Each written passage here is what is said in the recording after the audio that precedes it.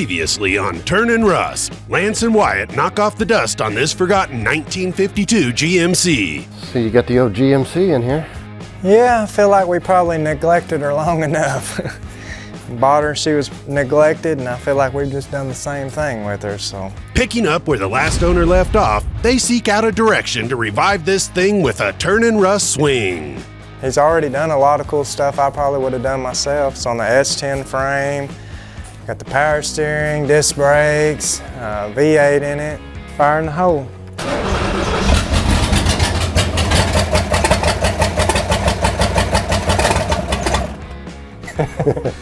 We can drive around town that way. Determined to change things up a little bit, they visit close family in hopes to swap out this barely alive 305 with a fuel-injected tire roasting LS.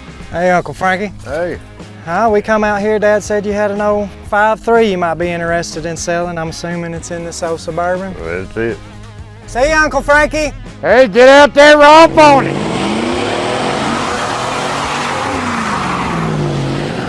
Racing back to the shop, the guys jump in head first to tear down the GMC while building up the reality of seeing this old girl on the road again. Follow along as a lost dream transforms back into a lasting legacy, giving the past a future while serving God and building rods. Here at Turnin Rust, brought to you in part by Maxed Trailers.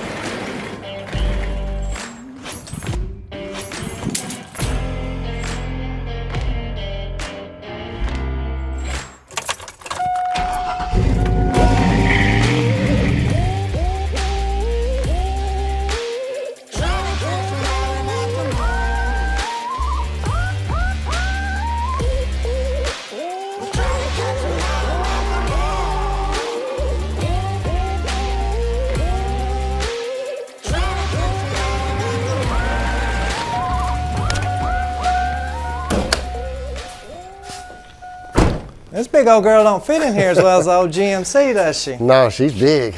I'm just really happy that she ended up running really well, so I think it's going to be perfect for what we're looking for. And I think we did our best we could to make her look cool on video, but she's just not. I mean, such an ugly truck, but Yep. Cool thing is I've already had a bunch of people reach out to me looking for parts for it, so I don't think these old body panels will be able to say like, heck, someone was interested in the hood scoop. So. But I think this motor will be everything we need in that truck. Be a little bit more time consuming getting it out than it was that 305 and that GMC, but. Yeah, a lot more hidden stuff. Yeah. Figure the same route though. We'll go ahead and pull the front clip off once again. Why not? I mean, we're gonna get rid of all this stuff anyway, so. And we need to be real careful, a lot more wiring, so I'll probably get a lot of pictures of how everything goes on that, but. I've been studying up a little bit. Holly makes a wiring harness for these motors to swap them into something else. So, I mean, I feel like with him having wiring issues already, we should, and you know, get away from that as quick as possible. But yeah, I mean, looks like it's a repeat deja vu of last time. So, pull off this front clip. I mean, I figure why not if we're going to part it out? Just get everything out of the way and Open it right back up like the other one was. It'll make it a lot easier, so. But I guess we'll get started and I'll race you to the finish line.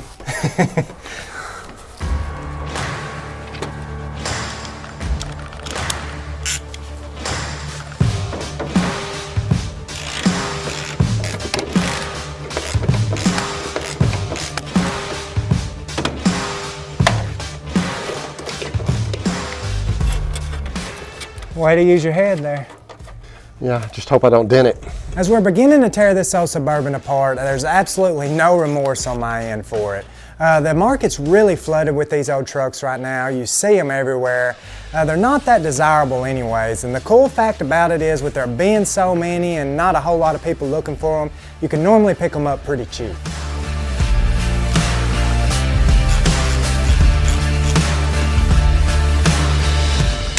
Pulling these parts off is going to make it so much easier to get at this motor and be able to access any point that we need to on it and that. So having to take this stuff off, it's just a necessity.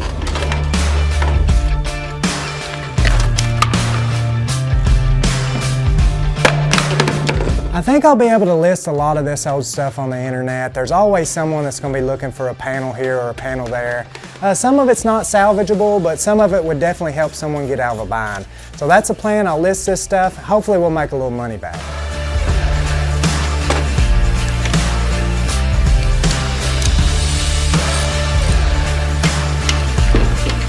When we first started the shop around 2008, I'd asked Dad if he was interested in partnering up with me. Him not being real familiar with the whole paint and body field, I didn't really know where to start him at. He took up some wrenches, he was great at demoing stuff, pulling stuff apart. So now he's probably way better than me, way faster than me, and he's definitely got the hang of it.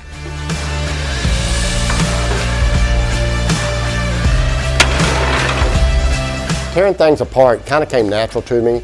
Growing up as a kid, you know, you either had to fix it or you did without. But you know, it also goes back to that, if it ain't broke, don't fix it. Kind of like that 305 we took out of that 52 that we're fixing to put this LS in.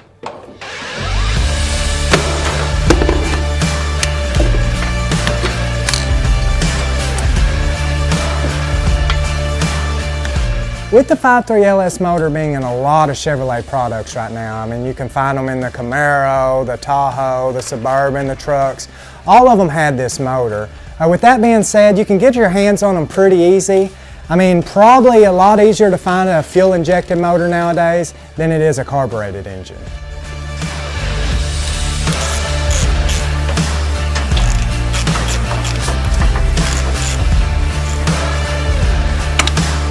Finding all the nuts and bolts on these things sometimes takes a while, but I've always thought, you know, if it pulls out right the first time, you probably took out too many nuts and bolts.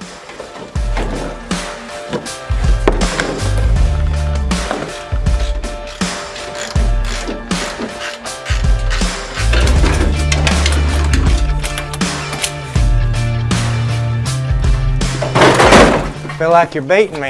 I see the finish line. I'm gonna have to step my game up, I guess. So Lance just basically challenged me to a race. I'm not as dumb as I look. I'm gonna take this the smart way, because I know slow and steady wins the race.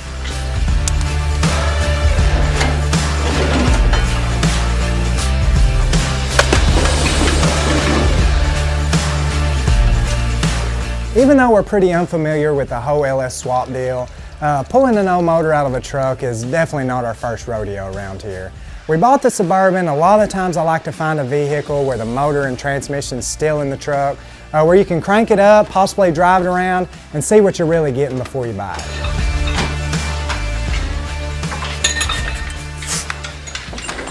Definitely got our signature shop explosion look going on here. So. Looks like the shop before we cleaned it. Yeah.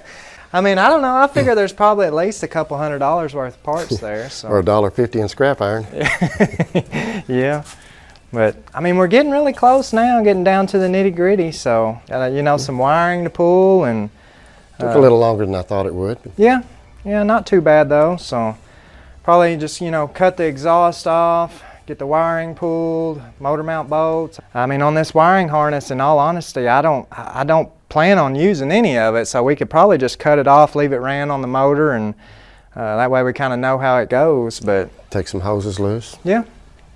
Either way, I mean, I figure probably use the forklift, yank it out of there. So yeah. I didn't think about that. I was thinking using the cherry picker, but yeah, that'd be a lot easier. Grab the forklift. I mean, heck, we use it. Don't even have to worry about pulling the motor mount bolts or wiring loose. Just yank it out of there. So we'll be done before we know it. But now I figured maybe get this junk pulled out of the way and get the forklift right up here to it.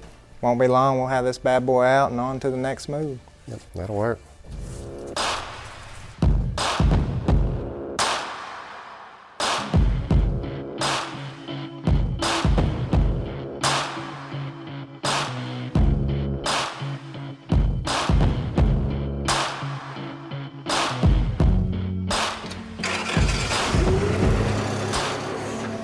Being able to use the forklift inside is going to make this a lot more convenient. It's got a lot more power, there's going to be a lot less back and forth.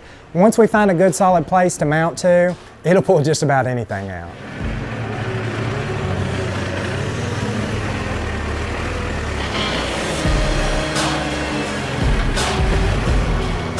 Back in the day, the old carburetor engine was pretty simple. If you had fuel and you had fire, it more than likely was going to run. Except on a cold morning, you might have to go out there, sit there for hours with your foot on the gas pedal or put a brick on it. But with the new fuel-injected engines, they're a little bit more complicated, but a lot more dependable.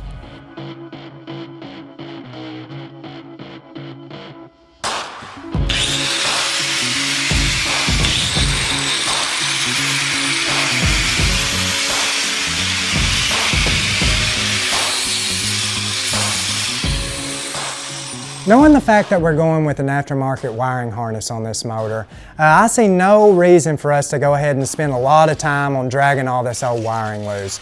We can snip the wires, we'll know exactly where they were ran on the motor anyways. It's definitely going to be a problem for the next person on the Suburban, but once we sell all the parts off of it that we can, it's probably just going to go for scrap anyways. I think we're going to need some new saw blades. I got a question for you. Is it going to be easier to pull the two on the side of this motor mount or these three right here on top? To me it looks like those top three would be the easiest to get at, and it kind of just looks like it's got a little ledge coming off the frame rail there. But right, that's what I thought. Pull those top three, I think it'll come right out. Okay.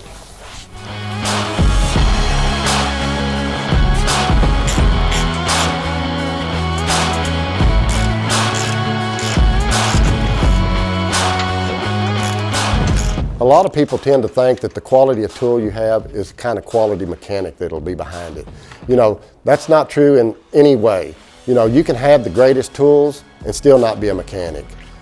We don't have the best tools here. We put out the best quality we can. We put it out with pride. So, you know, do with what you got.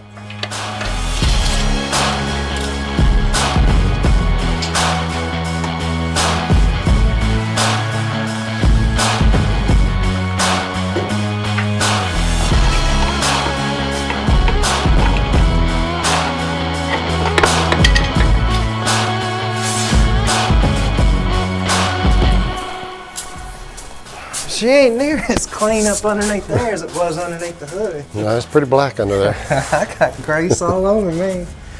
I think I got pretty much everything pulled loose up underneath there though. Got the drive shaft dropped down, transmission linkage is loose, so got our wires snipped up here, so I think we're, you know, ready to pull it out. But find a spot on this block to hook a chain to and should be able to yank it right out of there. So Alrighty, I'll go see if I can find a chain. Sounds good to me.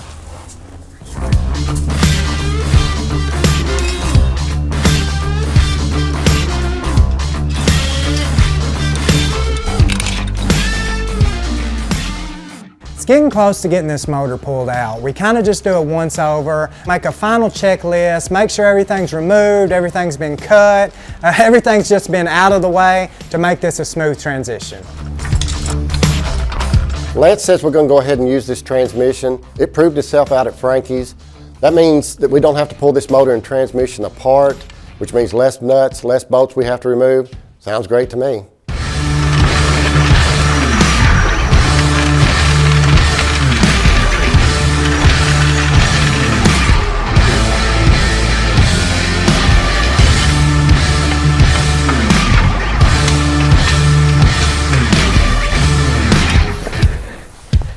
I got the transmission jacked up out of the way, so. I got the chain on. Got a chain on it. I think we're ready to go. So. Yep. Crank up the forklift. If something hangs, I'm gonna just keep pulling. It'll come out of there. Yep.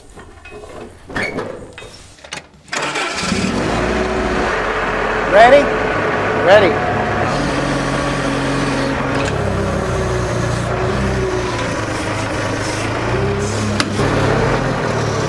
Okay, up.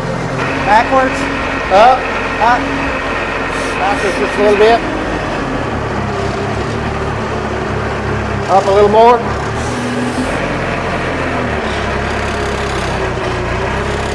Getting pretty close to that light. I think we're okay.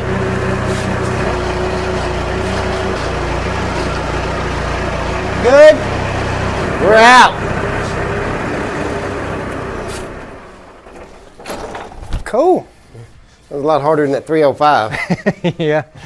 It's got a lot of grime on the old motor though. I kind of hate seeing that. Figure it might be worth going ahead and popping that oil pan off and checking the internals in it and stuff. It seemed to run really good, but It's obviously got some oil leaks here and there. Looks like we lost all the guts to the transmission too. So. Looks like a murder in here.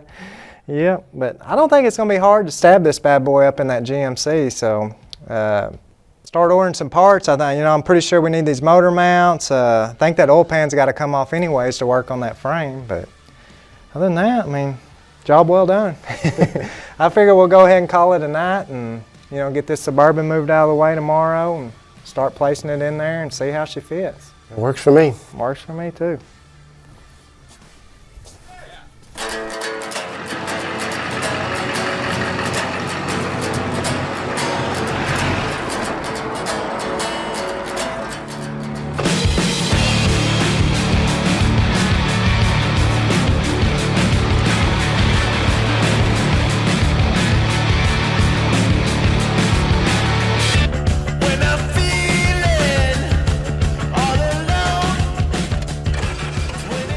It's really rewarding knowing that we got that 5.3 out of the Suburban now. There's a lot of old oil, a lot of grime. You can tell the valve covers have been leaking a little bit on this motor. It seemed to run really well, but we'll definitely probably dig into it just a little bit deeper to see what we've got. But all in all, I'm happy. We still got a long run ahead of us, but really happy we got it out.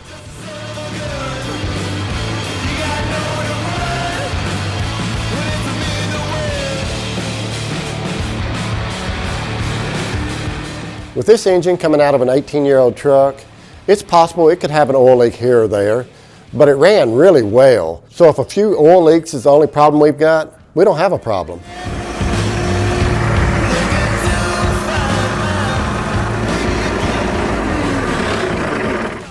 Well, I guess we'll go ahead and get started on this whole thing. Alrighty. I know first thing first, we need to get them old motor mounts pulled off the frame. So notice he's welded a little tab there on the cross member, so need to get a cut-off wheel or something and get that cut off. But honestly, there's not going to be a whole lot of prep on the frame to get this in there, I don't feel like. So possibly the steering. Yeah, we could pull the steering shaft loose, going with headers on the motor, so we may have a little bit of clearance issues there.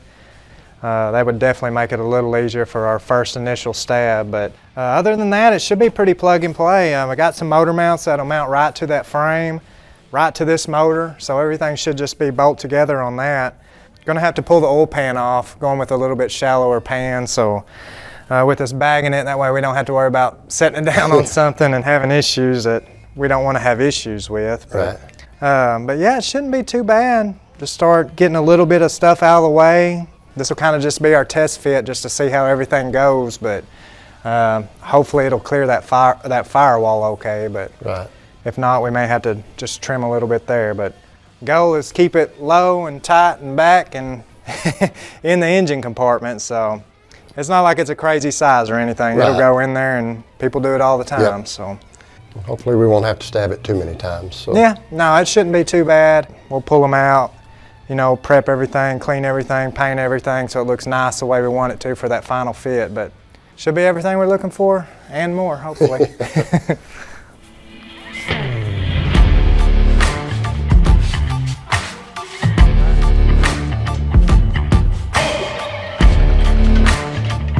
The reason why I chose an LS on this build is maybe I'm just not as old school as a lot of other hot rodders.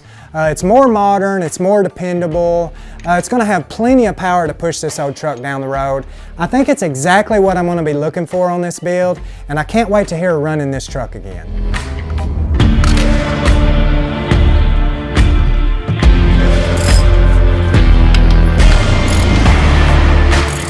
One thing that sets us apart from other shops is we like to incorporate the history of the truck with the truck. This one hasn't really given us any indication or anything, but what I do know is Lance wants to keep this one fancy.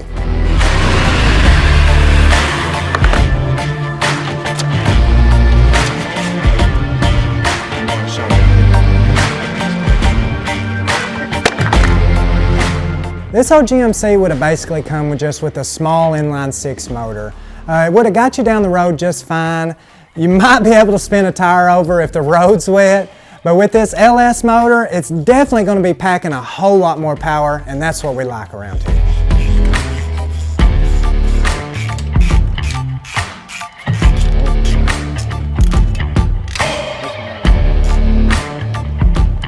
There's a lot of old oil and grime on the bottom of this motor. From studying it out, it looks like maybe it's leaking down from the valve covers. But once we pull this oil pan off, we definitely want to dig inside of it, check the internals, check the rod bearings and main bearings. Just make sure that everything's good and tight and we've got a good bones to work with.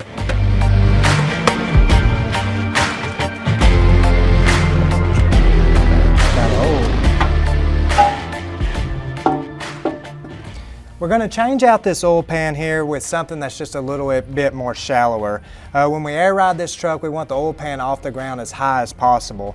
With us going with a little bit shallower pan, we're going to also have to change out the pickup tube here. So we'll unbolt it now. I'm just going to kind of test fit this new oil pan. We're not going to bolt it on the way it needs to be yet. Just going to put it on there to make sure everything clears and know that we're in the good.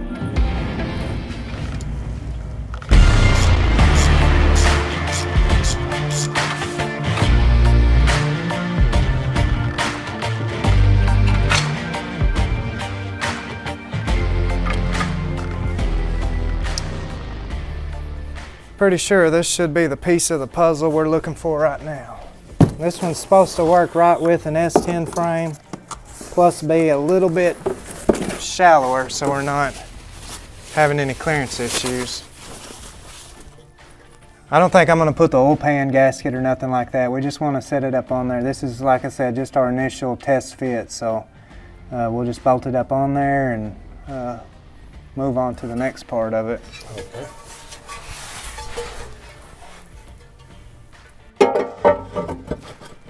That looks like that should clear a lot better. Yeah, it looks good over here. Got us higher than the transmission pan, so Yeah. shouldn't have any issues with height. Bolt her on there.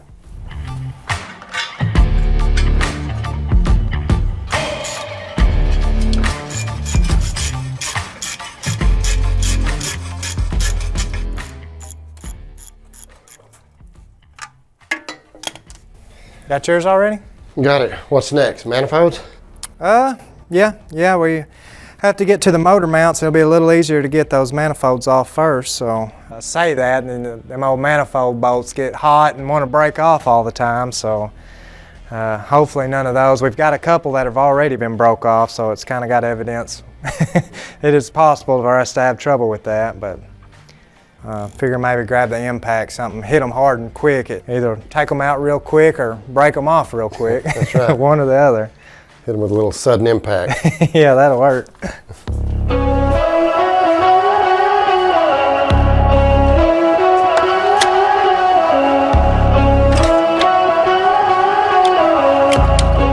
Something I always hate to see, as well as every other mechanic out there, is a broke-off bolt. Not to mention a broke-off bolt in the head. So once we are able to get these manifolds out, we'll have to get those old bolts out of it. Obviously there was an issue, I don't know, maybe someone was turning the head the wrong way, maybe they just got hot and tempered and just broke over time. Either way, it's an issue and we'll have to address it.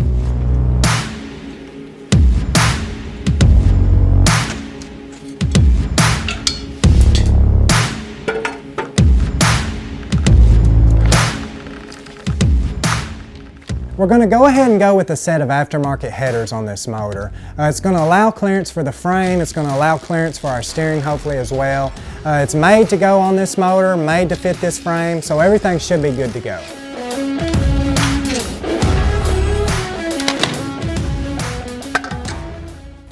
Well, if you want to pull off them motor mounts, I'll go grab them, and it should be the last piece we need right now.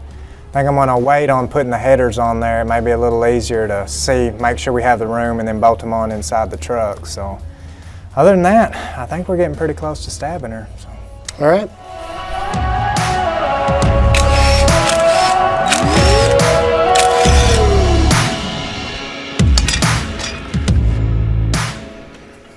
Funny thing is, I think we've spent more money on all this little stuff than we did the motor and the transmission, but. Oh well. Yeah, I don't think I even want to talk numbers right now with the way my gears have been turning in my head. But it'll definitely be worth it for sure. Yeah.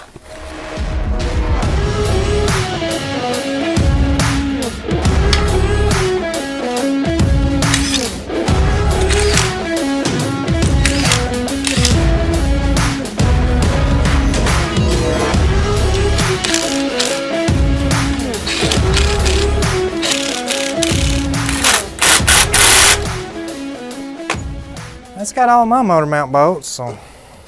What next? I figure we'll go ahead and grab a grinder and get these old motor mounts off of this. So the new ones should just bolt right onto the cross member. Shouldn't have to drill, weld, anything like that. But we've got these little tabs welded on there, so we'll just have to cut them off with a cut-off wheel or something.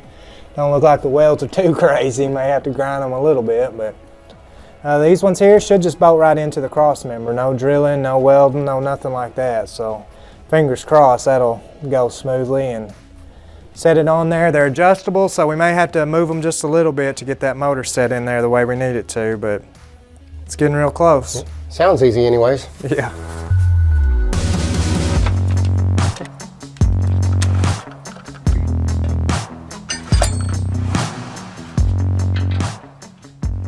Everything that we've ran into on this old truck from the previous owner has actually been good quality work. Same with these motor mounts. They're good, they're solid. They're just not going to work with the application on this LS motor we're looking for. So we'll get them knocked off. We've got our new motor mounts, and everything should be good to go.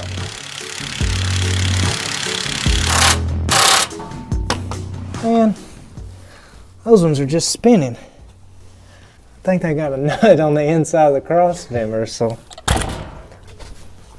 I don't know how in the world they would have ever even got to them. Maybe when the springs were off, or if you had the springs off? Yeah, if you had the spring off, you could get right at it. I don't figure I want to take that route though. No, not yet. Got to go ahead and crank up the old cut-off wheel. I'll go ahead and cut those suckers off as well. One of my favorite parts about any build is just getting behind a welder, a grinder, just working with metal. We're at that point now where we'll go ahead and crank this sucker up and let the sparks fly.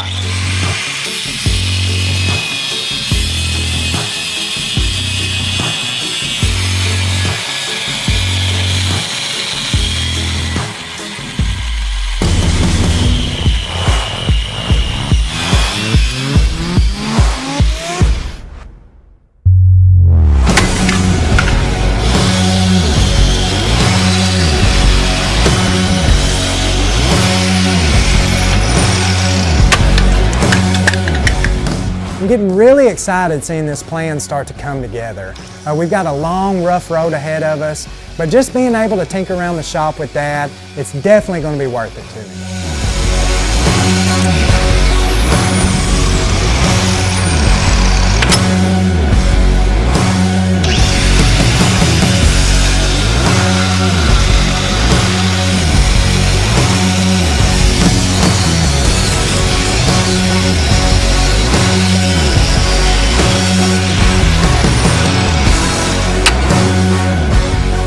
This body style GMC has become my favorite body style on trucks. As a kid, I can remember seeing them and never thinking much about it. But now, as I see them going up and down the road, I love their shape, their body, and I'm just glad that this is the one that we're working on now. Well, it looks like we're finally at that point of many more points to come. It's pretty exciting knowing that we got the 5.3 pulled out of the Suburban. Now we're about to match it up with the 52. Everything should go pretty well. It's went well so far. We got our oil pan changed out. We got our motor mounts. Pulled the manifolds off. We know we're going to have to install some custom headers on it. So right now we're hoping we don't have to trim the firewall too much, or if any at all. But that's what we're doing right now, just to test fit everything and make sure it works good.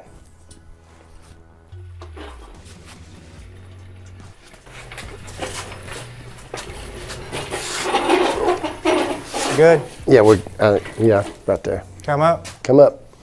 Ugh. I think I like that forklift a little bit better. Thing is, if we just put a carburetor on that 305, we'd be done. Yeah. Good? Yeah, that's good.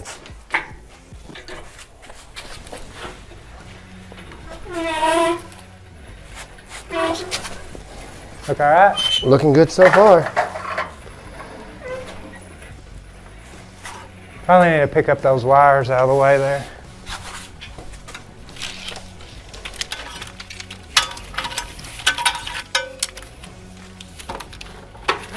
Should work. Backwards? Backwards. Go down? Yeah, down just a little. All right. I'm gonna try to let it down as slow as I can. Okay. Ready? Ready. Back.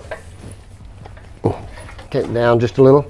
Can probably go down about another 1.5 inches, but that oil pan, it's getting pretty close there, so it's getting close to that cross member. Okay. Okay, just back just a little bit. All right. Okay, then down. Yeah. Good? Yeah, that's good. Back? Back. Okay. Down? Down. Okay, well, right there. Let me check everything over here. That's what I said. We're almost lined up with the Oh, yeah. mounts. I think maybe if I go ahead and grab that jack and get the transmission jacked up a little bit. Looks like we're probably going to have to trim that firewall, though. Yeah. I don't see how we can get around it, but maybe not.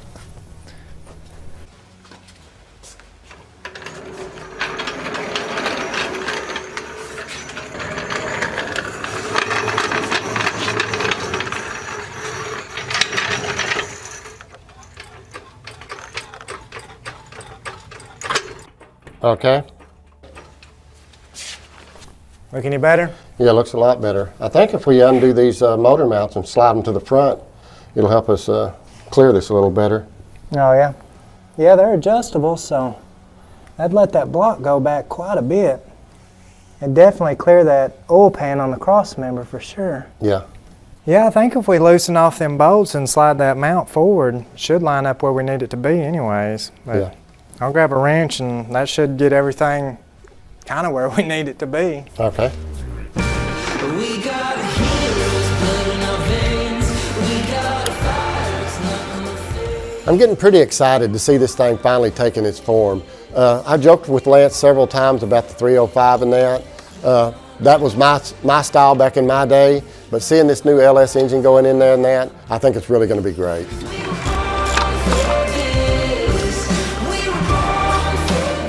Dad's been lingering behind the scenes with joking around about wanting to keep that 305 motor in the GMC. I, on the other hand, was quite determined to put this LS motor in there, and if it means pulling off whatever we got to do to make it fit, that's what we're going to do. Give her another go. Yeah, I think so. Straight back. Straight back. Okay, that's good. Down.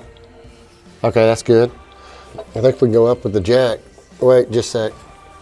The AC compressor is going to hit over here on this frame rail. Oh man. Yeah. We're so close. Yep. You sure it won't come this way any? Nah, not enough. No. Yeah. No, mine's lined up right now, so Yeah. it's definitely gonna have to come off.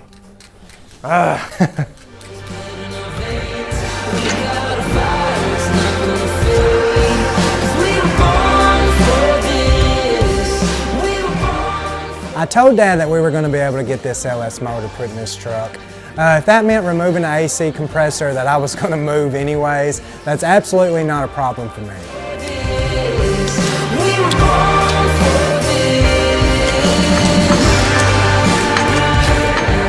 Lance has always been fascinated by anything lowered. As a child, he came to me and asked me to help him build a lowrider bicycle. I didn't even know what that was. Now all I hear him talk about is air ride. I guess I should have known then. It was in his veins. I guess I'll go ahead and just jack that transmission up a little bit now. Okay.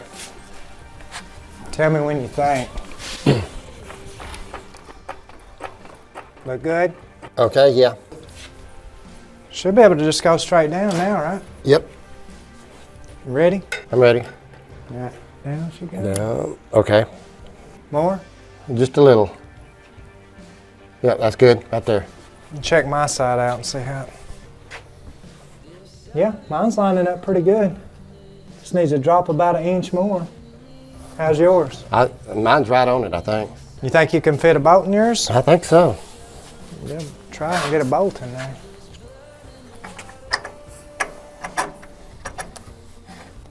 There you go. Yep. Sweet. I think mine's pretty close. I just need to lower this side down just a little bit.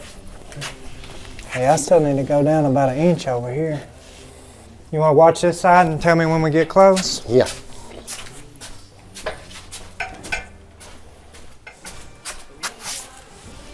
We're so close. Ready? Yeah. Going down. Okay, right there. Good? Yep.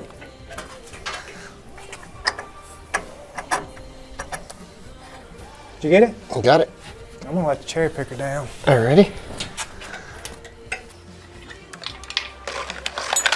She's free. Yeah.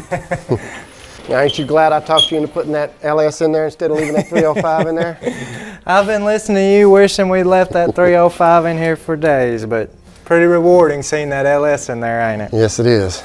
I think we made a good headway. I mean, still we're at the ground floor of this whole thing. Still got to attack the cross member there on the transmission, but I think we can use the one that was on here. Should line up pretty good on it, but Yeah. definitely headed in the right direction. I think we done pretty good. In 24 hours, we completely destroyed a Suburban and got this 5.3 in its new home. So, Yep. no, I mean, I love the fact of it being a fuel-injected motor and all that, but it's just so ugly. Like it, Yeah. wanting to go with a classy look, and it just doesn't match Yeah. that. So, it'd be kind of cool to just figure out some way to make it more old school, you know. Right, But yep. we can dig into that when the time comes, but figure once we get her bolted into place and where she won't move around, we'll start trying to do some wiring and all that mess, but I'm happy. I think the hard part's done. Yeah, well, I don't know about that, but No, the hard part's done. a part's done for sure, so well, that'll work. You know. Well, I figure it's about time to go ahead and call it a night. I'm done for. Yeah, Mom texted about 3 hours ago and said supper was ready, so. Well, I might be right behind you. I'm pretty hungry myself. Well, guys, that's going to wrap up part 2 of this build. We made a little bit more headway. We got the LS motor pulled out of the Suburban and got her placed in her new home with a 52. Got a lot of cool plans for this truck. They've kind of grown and grown over time. This is not going to be our typical build. We're spending a lot more time and a lot more money on it, so it's going to be a lot of hours involved. If you haven't caught part 1 of the episode, it'll be linked in the description below. Be sure to catch it. Don't forget to subscribe. Ring the bell so you don't miss a new video, and we'll see you on the next one.